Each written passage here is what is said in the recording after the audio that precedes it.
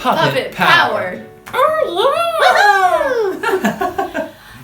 Hi, I'm teacher Jaime. I'm teacher Jeremiah. And I've been teaching with VIPKid for 1 year. I've been going for 2 months. Jaime brought me along on the fun adventure.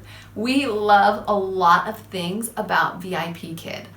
And some of our favorite things is just to have fun with our students. Yeah. Little puppets! Woohoo! So, quick tips. First of all, a puppet, you can use anything for a puppet. You could even use just a little toy if you don't have one. Hello, I am a little rabbit and I want to talk with you. And you just kind of wiggle its head when you talk, and you put it in front of your face if you don't know how to do ventriloquism. I don't really know how to do ventriloquism. But she does a pretty good job. So, here's some tips. When I have older students, I really want to engage them in a way that maybe isn't like the normal little student who's just learning vocabulary. These students know vocabulary. They know how to correct me if I mess up. But I don't really want to mess up as the teacher, so I use my puppet.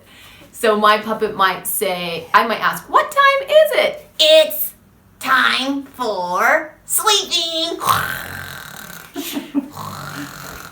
And my students usually love that. They might even, he might make some mistakes even on the screen. If I ask my students to help me with a slide, he might mess up and the students have to help him. A fun thing to do with these older students, because there's a lot of reading, is to have my puppet help read and then get to words that are really hard and sit there and try to sound them out, like Ca, t, z, t, t, pillar. And the students will say, caterpillar, come on, it's caterpillar. And so it's really fun to use the puppet to make mistakes, and they become the teacher for my puppet. And they feel so good about it. You congratulate them, you throw a star their way. Yeah, so another one with older students is just being silly in general. So there's a slide that says, can a horse fly? And it says down below, no, it cannot. Well, the puppet comes along, you say, ask him, ask Tito, can a horse fly? And then Tito busily gets down like this, and then I start drawing wings on the horse. Yes, a horse can fly. So they see all these funny things that these puppets do, and then they want to correct them. And sometimes they get in and they get a little silly too. Just know your students, and you'll know how much silly you can bring in. If you have really young students or just learning, sometimes it's really hard to get them to even do anything besides repeat. So using a puppet helps. If you want them to ask you, what's your name? And actually ask you the question, you can say, what's your name? Oh, you ask him, what's your name? Oh, my name is Tito. Nice to meet you. You hold out the little arm and shake their hand. They like it. It's fun. And sometimes I might ask, what's your name? Or they'll just keep saying it over and over. So finally I'll turn and I ask, well, what's your name?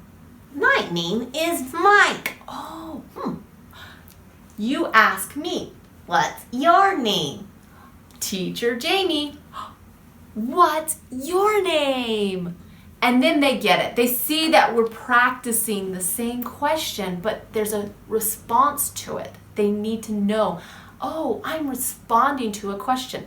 Of course, these kind of gestures, TPR, help a lot. Yeah, so that's just a few tips to get you started on your way to being a 5-apple teacher. This will definitely start throwing those 5-apple reviews your way. The parents sit and they watch just as much as the kids do. It's true. It's It's entertaining. Go And so bring a puppet. Don't worry. Put them in front of the screen if you can't talk without moving your mouth, and have some fun with these kids. Yeah, so if you're interested in VIPKid, we'll put a referral link down below. We can answer any of your questions that you have. If you want to learn how to make a mic puppet, we can tell you how we made our mic puppet pretty easily. Just comment down below if you're interested. We're here for you. Keep rocking the VIPKid. See you later.